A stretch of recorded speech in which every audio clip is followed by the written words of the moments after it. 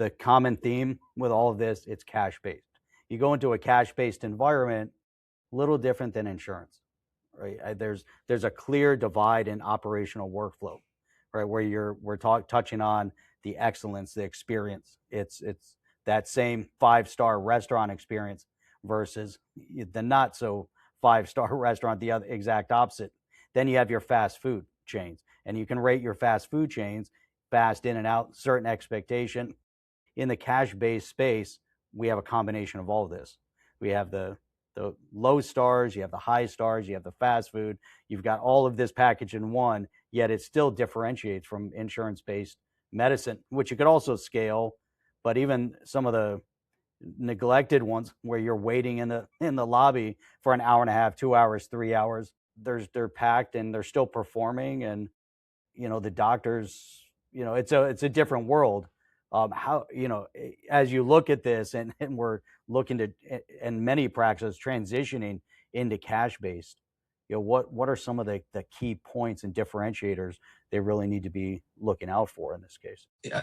Insurance-based systems, patients and clients partake in that because they have to. Right. Cash-based systems, your patient, your client partakes in that because they want to. Hmm. That's your difference, right? So I think that if you're going to have a cash-based model, which I actually, yeah, you know me well enough to know that I very much prefer that, right? Because we put the power of choice back into the hands of the consumer. Um, I think where a lot of these practices and a lot of these facilities get it wrong is that they focus on pricing instead of value. Does that make Yes, sense?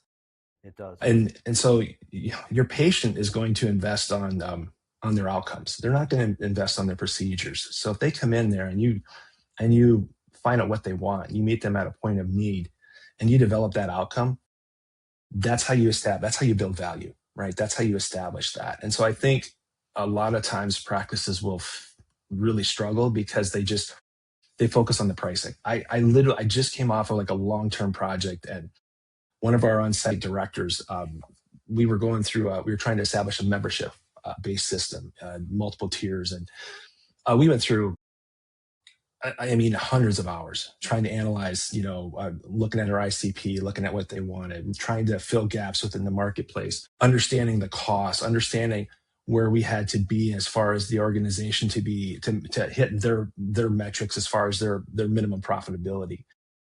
And I just remember the person that's literally on site as a director saying, God, there's no way that I would pay that for that service. And I, I probably should have been quiet. I was a Marine before I was a doctor. I tell people this all the time. And I'm like, then you're absolutely the wrong person to be in that role. And it was like, everyone at the table, I was meeting with with the board of directors, all the C-level, you know, and they all just went, but everybody got it. Right. And it's like, they understood. Now it's like, drop the poverty complex, right? You need to not be afraid of delivering that service, right? Because you have to understand the value of what you're bringing. That doesn't mean that you charge more than anyone else on the, or try to take advantage of people. It's the contrary. You have to understand the value of what you bring. It's kind of I don't want a tangent here, but it's kind of the $5 versus the $50 ribeye, right? You can give somebody the same ribeye, but if you charge them $5, they're like, what's wrong with this ribeye, right?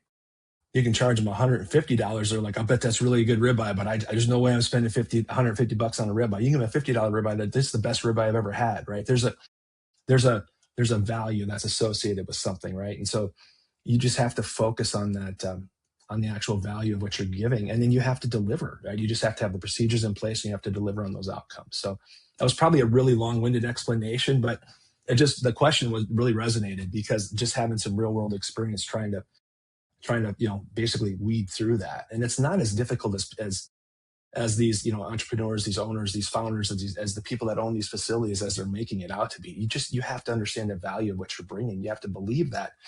You have to be able to relay that to the patient, and they have to understand the why of that. And then you have to deliver on a really high level outcome. Mm-hmm.